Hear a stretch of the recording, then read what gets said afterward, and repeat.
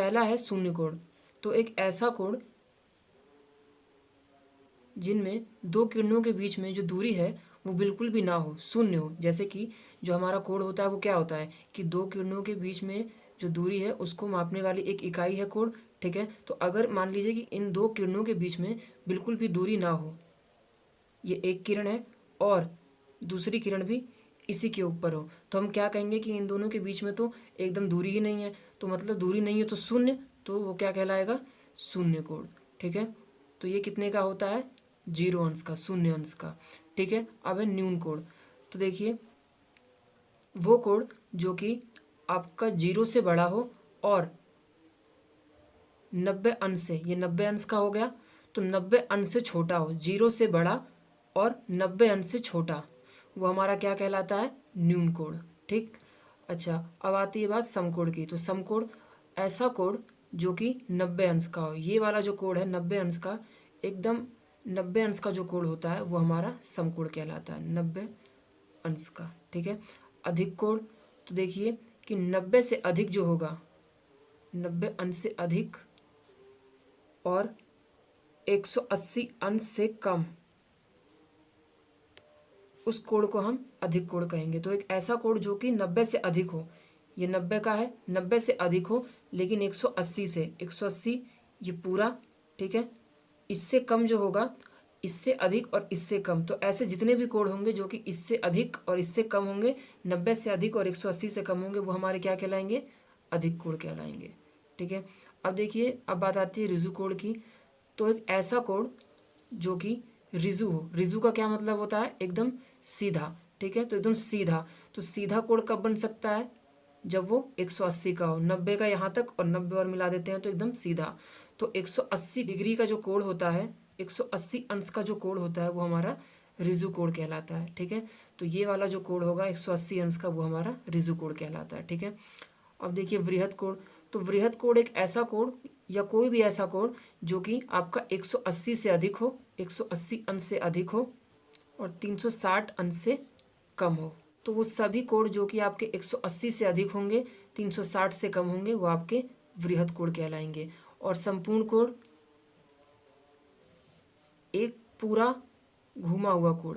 एक किरण तो ये हो गई जो कि आपकी नीचे रहती है और एक किरण होती है ऊपर की ओर, जैसे ये वाली है ना।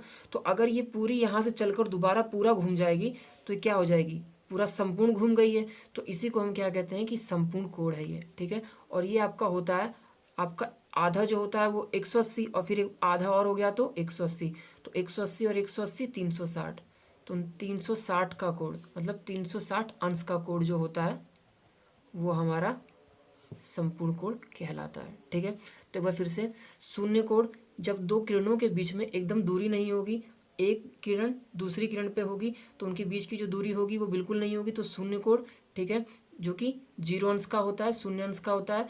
और न्यून कोण जो कि आपका 90 अंश से कम हो और 0 अंश से ज़्यादा हो, शून्य अंश से ज़्यादा हो, ठीक है। समकोण जो कि आपका 90 अंश का हो। अधिक कोण जो कि 90 अंश से अधिक और 180 अंश से कम होगा, ठीक है। ऋजु कोण जो कि एकदम सीधा हो, है ना, तो 180 अंश। और वृहद कोण जो कि 180 अंश से अधिक हो, 360 अंश से कम हो, ठीक है। ये आपका ऐसा बनता है, कुछ इस प्रकार का वृहद कोण जो होता है, ठीक है।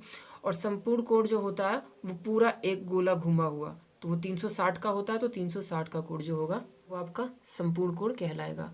अगर आपको इधर का ना दिखा हो तो मैं उसके लिए माफ़ी चाहता हूँ। तो देख लीजिए कि 180 से कम और 360 से कम, ये वही बातें हैं जो मैंने आपको बोली थी बस, ठीक है। तो इसके बाद अब कुछ प्रश्न देख लेते हैं। तो देखिए इसमें आपको कोणों के प्रकार लिखने हैं, मतलब कि इनके अंशों को देखकर कि ये कितने अंश के हैं उसके हिसाब से आपको बताना है कि ये कौन सा कोण है। तो देखिए सबसे पहला है 45 अंश का कोण। तो 45 अंश का कोण कौन सा होता है, देखिए 0 से ज़्यादा है, शून्य कोण से ज़्यादा है और 90 से कम है, तो ये कौन सा हुआ, न्यून कोण, ठीक है। दूसरा है 90 अंश। तो 90 अंश का कोण कौन सा होता है, समकोण, ठीक है। 180 अंश का, तो 180 अंश का मैंने आपको बताया था सीधी लाइन वाला, ठीक है ना। तो ये आपका हो गया ऋजु, ऋजु कोण। 181 मतलब 180 से थोड़ा ज़्यादा। तो देखिए ये 180 से ज़्यादा है और 360 से कम है, तो ये कौन सा हो गया आपका वृहद कोण हो गया। ठीक, 360 अंश का, तो देखिए 360 का वो पूरा जो घुमा हुआ था, ठीक है, तो ये आपका हो गया संपूर्ण कोण। 240 अंश का, तो ये भी देखिए 180 से ज़्यादा है और 360 से कम है, तो ये कौन सा हो गया वृहद कोण। और इसी तरीके से अगर हमारे पास कोई प्रश्न होता जिसमें हमसे ये पूछा जाता कि 0 अंश का है तो कौन सा हुआ, तो ये होता आपका शून्य का शून्य कोण।